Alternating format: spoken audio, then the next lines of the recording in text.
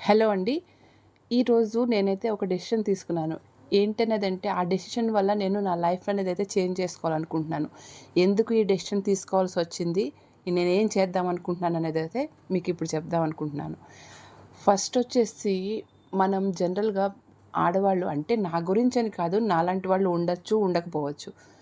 Maximum చాలామంది ఏమవుతుందంటే పెళ్ళైన తర్వాత ఆడపిల్లలందరూ ఆహ్ ఫ్యామిలీ గురించి ఆలోచించటం, అత్తమామల గురించి ఆలోచించటం, తర్వాత పిల్లలు పుట్టిన తర్వాత పిల్లల గురించి ఆలోచించటం, ఇట్లా అందరి గురించి ఆలోచిస్తూ వాళ్ళు అనేవాళ్ళు ఒకళ్ళు ఉన్నారనే విషయాన్ని మర్చిపోతారు.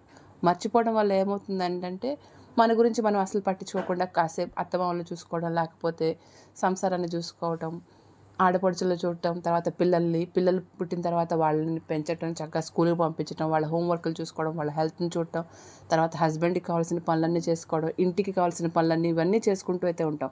కానీ ఇన్ని చేసుకుంటూ మనల్నయితే మనం మర్చిపోతూ ఉంటాం. అట్లాగే నా పరిస్థితి కూడా అయింది.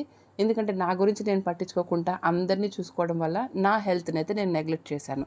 అలా నెగ్లెక్ట్ చేయటం వల్ల ఫస్ట్‌లో ఏదైనా డ్రెస్సులు కొనుక్కోవడానికని షాపింగ్ కోసమని బయటికెళ్ళినప్పుడు ఏమయ్యేది, డ్రెస్సులు చూసుకునేదాన్ని. నాకు నచ్చిన డ్రెస్‌ని తీసుకుందాం అనుకుని చూసుకుని ఎప్పుడైతే నేనైతే ట్రై చేస్తానో, ఆ ట్రై చేస్తున్నప్పుడైతే ఆ డ్రెస్సులయితే నాకు పట్టేవి కాదు. సరే దీని తర్వాత ఇంకో సైజ్ ఉంది కదా అని చెప్పేసి నెక్స్ట్ సైజ్ తీసుకునేదాన్ని. అట్లాగే ప్రతి మనం ఎప్పుడైతే కొనుక్కోవడానికి వెళ్తున్నానో ప్రతిసారి ఏమయ్యేదంటే, నేను తీసుకునే సైజ్ కన్నా గానీ ఇంకా సైజ్ పెరుగుతూ ఉండేది. దాని గురించి అంత పట్టించుకునేదాన్నయితే కాదు. ఇలా సైజ్ పెరుగుతోంది కదా! సరే నెక్స్ట్ సైజ్ ఉంటుందిలే అన్నట్టుగా అలా చేసుకుంటూ వెళ్ళి చివరికి లాస్ట్ సైజ్‌కొచ్చాను. డబుల్ ఎక్సెల్ సైజ్‌కొచ్చాను. ఇప్పుడేమవుతుంది షాపింగ్‌కెళ్ళినప్పుడు నాకు నచ్చిన డ్రెస్సులనేమో తీసుకోవాలంటేనేమో ఆ సైజ్ ఉండదు. ఆ సైజ్‌లో ఉన్న డ్రెస్సులయితేనేమో నాకు ఆ కలర్స్ నచ్చట్లేదు. ఇదైతే ఒక పర్సన్. ఇంకొక సైడ్ ఏమవుతుంది, నేను ఏదైనా మెట్లు ఎక్కడానికి బయటికెక్కడికన్నా ఎళ్ళినప్పుడు అలసిపోతున్నాను తొందరగా.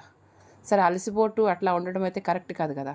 ఎందుకంటే నాకున్న ఏజ్‌కి నా హెల్త్ అయితే ఇప్పుడు నన్ను సపోర్ట్ చేయట్లేదు. ఏదైనా పని చేద్దామన్నా గానీ అలసిపోవటం ఎక్కువైపోతుంది. హెల్త్ ప్రాబ్లమ్స్ వస్తున్నాయి.